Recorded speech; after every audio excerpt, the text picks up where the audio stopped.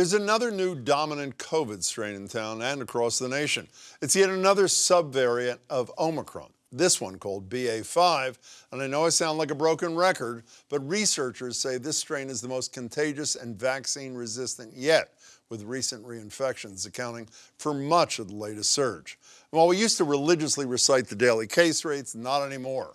Between the state having just switched to weekly reporting, many people testing positive on at-home rapid tests, then not reporting their case at any official level, and there are plenty who don't bother testing at all anymore. But a few facts you cannot argue with. Hospitalizations are on the rise. Eastern Massachusetts wastewater data shows case levels don't seem to be falling and are way above where they were in March. And people are still dying of COVID in Massachusetts at a rate around 65 people per week over the last several weeks, closing in on 20,000 deaths overall. So how worried should we be? How much will the future look like the past? And what kind of precautions should we and our elected officials be taking? I'm joined by Dr. Sabrina Assoumou. She's assistant professor of medicine at Boston University School of Medicine and an infectious disease attending physician at Boston Medical Center. Dr. Paul Sachs is clinical director of Brigham and Women's Infectious Disease Division. Doctor and doctor, good to see you both. Again, thanks for being here. Thank you. Dr. Assoumou, the Washington Post today quotes an academic who tracks pandemic trends, and his quote is, "This is the worst version of the virus we've seen." What does that mean? Well, no, thank you for having us on today. Sure. So number one, when we have a new subvariant, there are three questions that I'm always trying to answer. Number one, is it more transmissible? Is it going to cause more severe disease? And is it going to evade immunity? So let's answer these questions with this new subvariant. So number one, is it more transmissible? Yes, it is more transmissible. And that means that we're going to see more people be infected.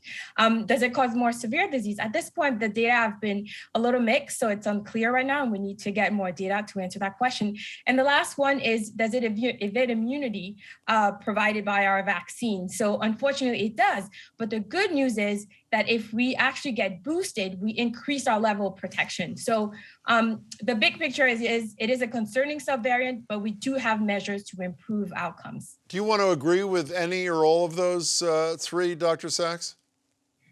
Well, I agree with what she mentioned, and I also want to emphasize that it's not the worst virus yet, because the worst virus we've seen clinically, and that's what really matters, was the first one. And the reason that one was the worst is because we had no immunity at all.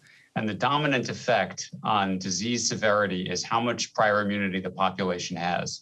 And our population now has lots of prior immunity from both prior infections and from vaccination. So even though case numbers are up, I want to say it's not the same as going back to square one back in 2020. We're far from there. Well, let me try to parse this with you, Dr. Sachs, for a second. I was going to say I'm asking for a friend, but the friend happens to be me. I had COVID not once, but twice in May. And on that evading immunity question, my understanding from my reading in the last couple of days is being boosted twice, which I am, and having had COVID twice, which I have, is not a great, neither is a great protector of me. Am I wrong? Well, I do think that COVID or SARS-CoV-2 will ultimately be like other community transmitted coronaviruses, but we're not there yet. And I want to emphasize this, that the severity of the illnesses that people are getting are by and large much milder than they were at the outset of the pandemic, and that we do not see our ICUs overrun with COVID-19 cases. You did mention that hospitalizations are up. We have to watch that very carefully. But most of the time, cases have remained mild. I particularly worry about the immunocompromised population, but even though lots of cases are occurring, they're predominantly occurring in the community. They're not leading to hospitalizations. We have to keep a close eye on the numbers, but it's not as bad as it was before. That's good to hear. Dr. Assoumou, should I be concerned, should we be concerned that at least my informal analysis is virtually all public health measures are gone? Restrictions are gone, mandates are gone. I went to a terrific performance in a theater last night, packed with a lot of people, maybe, I don't know, 10% of us had masks on, masks optional, needless to say, despite the fact that Suffolk and Middlesex County and a bunch of others have just moved into that middle range. Should we be concerned about the disappearance of all these public health protections, Doctor? Yeah, no, this is a time when we need to be vigilant. And unfortunately, so many people are tired. This has been going on for a few years now, and people are tired of having to undergo certain requirements. So I totally understand and I get it. But the other thing to emphasize is that we have more knowledge and we have more measures, and we know that a layered approach is how we get to the other side. My personal recommendation to people is, number one, if you haven't gotten boosted, and a lot of people who are eligible to be boosted in Massachusetts are not yet boosted. I know that. It is time to get that booster. It is also time that we use a lot of different measures that we have. We have testing that's available. It's during the summer now, so if you have an activity that you want to do it outdoors if possible. So we really need to use all the different measures that we have. But the good news is we actually have those. When I was on the wards in the spring 2020, when we had nothing, and the overwhelming majority of people who were coming to us were very sick and dying, this was a very dire circumstance. We're in a different place, and I do understand that people are tired, but we still have to use the different measures that we have available. Dr. Sachs, it's hard to disagree with the notion that people are tired, but I don't want my leaders to be tired. If they have concerns, I want them to tell me the hard truth and tell me what they think I should do based on the science. Should leaders be doing more, or are they just afraid to confront their constituents and say, sorry, you got to put the mask back on? That's a very good question. From a policy perspective, we can make recommendations such as masking in public places, crowded public places is recommended. Masking in public transport is recommended. Masking on airplanes and trains is recommended. Whether a mandate would help or not, I think is questionable. And I don't know that we have the data that says we should put mandates back in place. I do know that mandates have gone back up in some regions. From my perspective, I'm not sure we're there yet here in the New England area. So I would say, still be careful, realize that there is a risk of catching COVID. If you're eligible to get treated, one thing I should mention is that we do have widely available treatments for COVID-19. If you're eligible to get that treatment, I highly encourage that you do so. And the treatment is very good at keeping people out of the hospital. So let's keep going forward with more treatment if we can. Other than the fact that it tastes like a rusty iron beam, it is very effective. I can speak to that.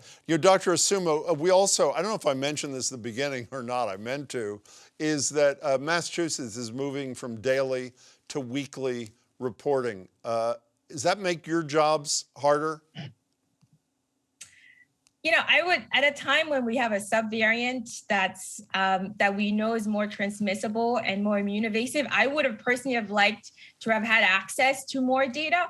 But it is true that we do have a lot of different ways to get a sense of what is actually going on. We have wastewater. We could also rely on hospitalizations and deaths. But I would have personally liked to have seen those reports be more frequent during a time when this current subvariant is increasing. Dr. Sachs, my understanding is you're not directly involved in this, but I believe your hospital, some of your colleagues are.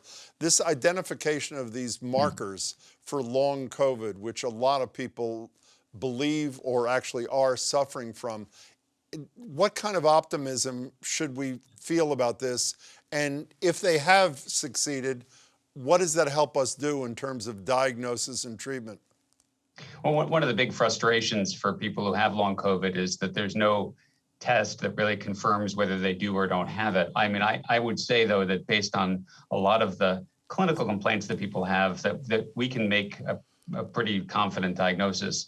But what the researchers found in this study was that they were able to find evidence of the spike protein in people with long COVID.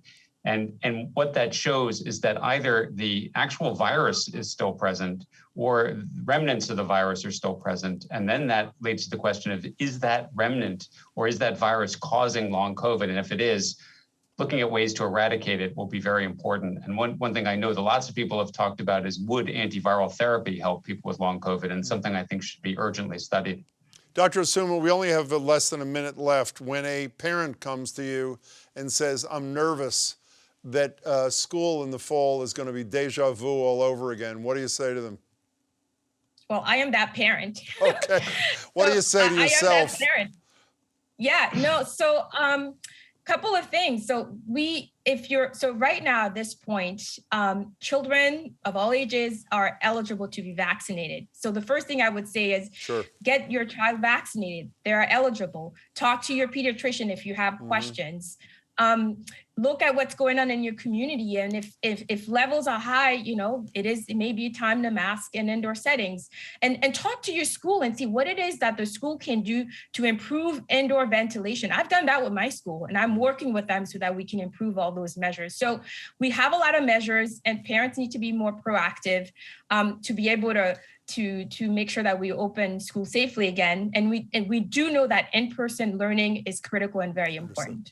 Well, all I can say, Dr. Assoumou, is I'm glad my daughters are grown. Dr. Assoumou, Dr. Sachs, as always, thanks for your time. Really appreciate it. Thanks. Thanks a lot, Jim. Thank you.